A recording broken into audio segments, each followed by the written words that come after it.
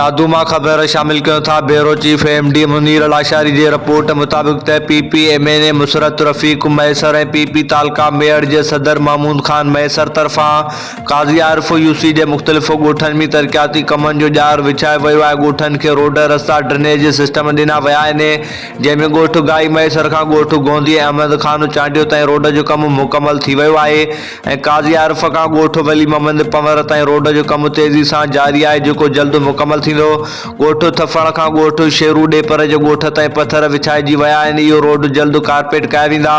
एतिरा तरक़ियाती कम थियण ते ॻोठ वारनि में ख़ुशी जी लहर छाइण लाइ ॻोठ वारनि जो चवणु आहे त असांखे अचु वञ लाइ वॾी तकलीफ़ हूंदी हुई, पर असां नुमाइंदे महमूद खान मैसर ऐं MNA मुसरत रफ़ीक मैसर असांजी तकलीफ़ जो नोटिस वठंदे असांजे ॻोठ जा रोड रस्ता ठाराए ॾिना आहिनि।